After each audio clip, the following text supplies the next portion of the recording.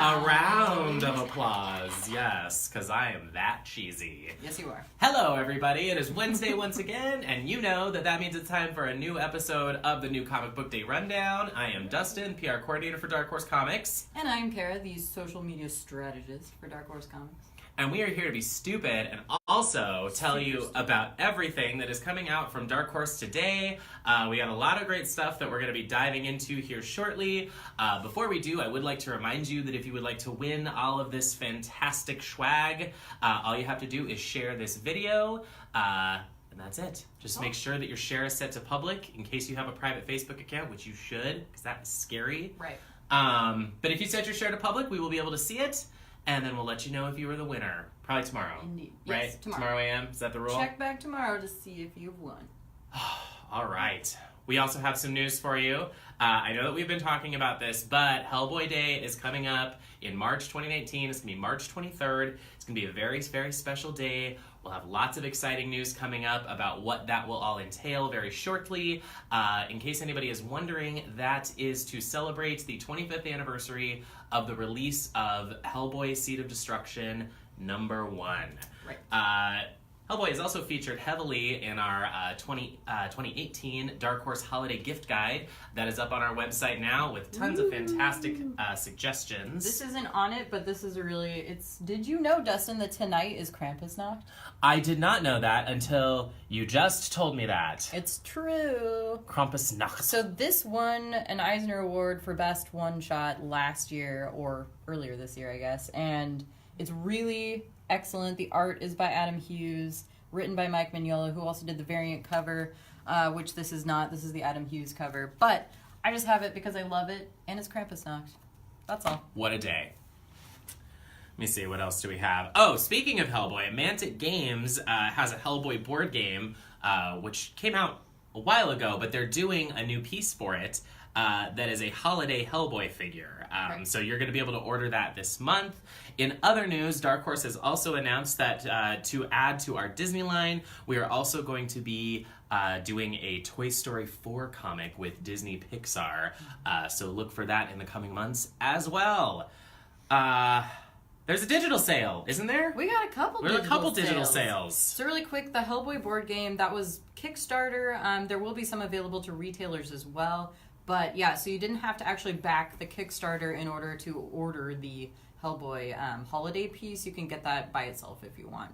But it's all over at Mantic Games website, and we'll drop some links below when we're done. So the Hellboy digital sale we have right now, because all things Hellboy right now, for the holidays. For the holidays. They won't let us say that elsewhere, so I had to say it here. Yeah, heard it here but first. We do have a Hellboy digital sale. So you can get single issues for only 99 cents or any of the graphic novels for $4.99. It's a pretty sweet deal. We are also doing a Burger Books digital sale. Hopefully you are aware that we have an imprint here at Dark Horse that is edited by the fantastic and iconic Karen Berger, who is one of the founding editors of Vertigo. Brought titles to you that you may know and love, such as V for Vendetta and The Sandman. So she's great, and she's been editing an entire line of books here at Dark Horse over the last couple of years. So now that we've got a nice library built up of that, we are doing a digital sale of all of the Burger Books titles. So that's going to include things like Incognito Renaissance, Olivia Twist, which you should have heard us talking about recently on this show, since that series has been coming out recently.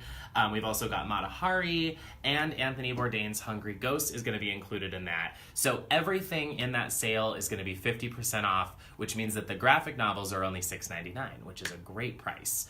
So check that out at digital.darkhorse.com along with the Hellboy digital sale, and we will be dropping links for that down below as soon as our live cast is over. True story. Did we get through all of Good the job. preamble? Yes. Great. Early high five. Early high five. Okay. Cool. So next, we have a new #1 out this week, a brand new series beginning today, which I'm really excited about. Speaking of Burger Books. Also happens to be Burger Books. Mm-hmm. So this is in Karen Berger's line, edited by Karen Berger, written by Nnedi Okorafor, who, if you don't know who that is, she's a fantastic author who has won the Hugo Award, the Nebula Award, and a whole bunch of other awards for things like her books Binti. This is actually set in the same universe as the Binti series, so if you're a fan of those, you should definitely check this out too.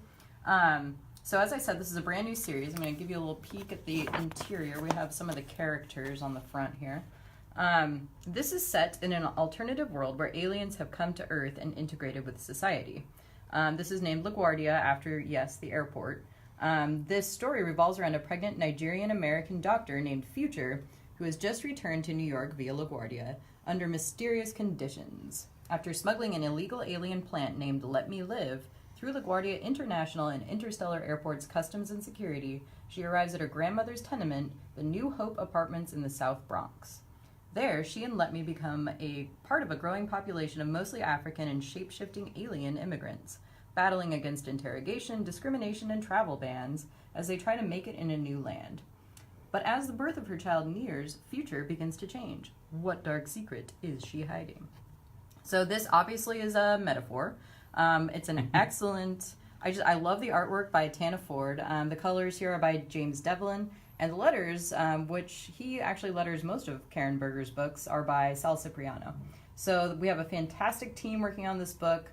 I really hope you guys check it out. It's an excellent new series from Nnedi Okorafor, who again is just an excellent author. So yeah, she is blowing up right now too. She's doing the Shuri standalone series from Marvel. It's the Black Panther spinoff. Yeah. So this is her first original creator-owned comic, and I'm really excited for you guys to check it out. Yes, and one of my favorite details about that is that even 100 years in the future, LaGuardia is still under construction. Forever. So there you go. In perpetuity, Yeah. which is a really good line that makes me sound Yeah, smart. good word. I went to Good college. We also have BPRD, The Devil You Know, number 11. One enemy leads to another as the BPRD find themselves up against something and someone even more sinister than they believed. And Christopher Mitten draws the origin story of one of the BPRD's most mysterious foes. So these covers should look very similar. This one is the regular cover, but there's a variant cover by Mike Mignola, which is a painted version of the original. Mike has been getting into painting lately, so this is a very different art style for him, but we're excited to have it presented here as a variant cover. Interior art on this is by Lawrence Campbell and Chris Mitten, and of course colors by the one and only Dave Stewart. Beautiful.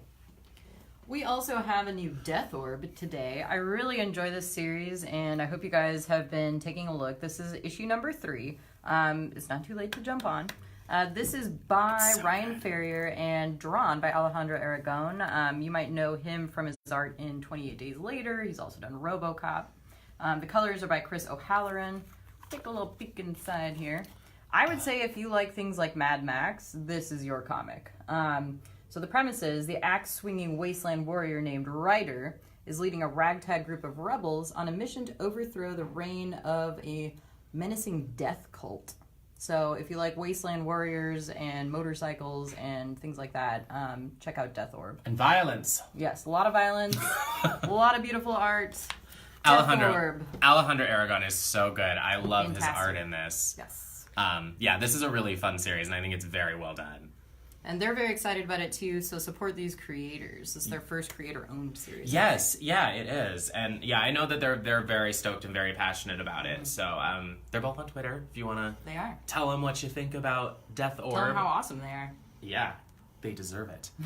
Speaking of other awesome creator-owned comics, we've got Sword Daughter number 4. This is from Brian Wood and Mac Chater. Gorgeous colors on this are by Jose Villarrubia, letters by Nate Picos. The main cover is by Greg Smallwood, and then the variant Greg Smallwood on this one, and then the variant cover is by Mac Chater. So on the run from the 40 Swords, Dag and Elspeth fall back to the wilds of Northern Europe and shelter with a secretive group of mountain warriors. Elspeth learns the history of the sword she carries, and we get a glimpse of the woman she is destined to become. Let me see if I can find you. See, look at these beautiful interiors. I love this, too, because it does break out of what's kind of the standard comic format sometimes, and it does feel a little bit unique. Reads a little bit more literary to me. It's definitely a Viking epic, sort of in the vein of a Lone Wolf and Cub kind of story. Yeah.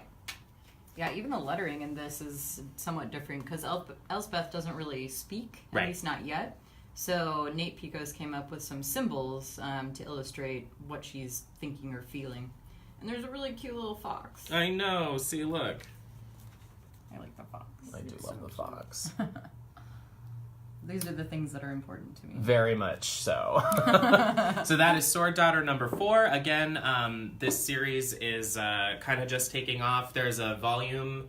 Volume 1 just came out. Volume 1 just came out, yes. It came out... issues of three arcs of 3 issues each. Yes. So there will be 3 volumes total for that. So if you want to catch up on Sword Daughter, I think we did talk about Volume 1 on last week's episode. So if you want to pick up that volume and then get started with issue number 4, both should be at your local comic shop today. Yes. And so should the Umbrella Academy Hotel Oblivion number 3. Yes, we're so excited. This, if you didn't know already, the Umbrella Academy is back. And so Gabriel Ba and Gerard Way have returned. They have reunited, and they are really enjoying this particular series. Gerard Way was just talking about it today on his Instagram, saying that this is probably his favorite series of them all. So if you have not already checked it out, I'm going to show you a little bit of the interiors. Both covers are by Gabriel Ba, but very different. Yeah. So if you have not read the little synopsis for this issue, it's written like a Yelp review. It's supposed to be weird like that. I don't know how useful it will be for you, but so in Hotel Oblivion, all of your favorite characters have found themselves in kind of a different situations all across the world, and some we're following have ended up in this Oblivion, literally in the Hotel Oblivion. So this issue starts to kind of bring all their stories back together, and you're going to see more and more of the characters that you know and love, as well as some of the new characters like this biker gang, for example. Yeah. So again, Umbrella Academy is back, and just there is a Netflix series coming out soon, I believe February. It's February 15th. Season 1 drops. There's going to be 10 episodes. Nice. Yeah. So very excited about that as well, and keep an eye out. We're going to keep on sharing news about the series as well as the comics. Yes, the comic really is fantastic, and I was back in New York in the first week of October. We did a panel for Hotel Oblivion that I actually got to moderate. Yes. So I got to sit up on stage with Gerard Way and Gabriel Ba, and we geeked out about Hotel Oblivion, which had just, issue number 1 had just come out.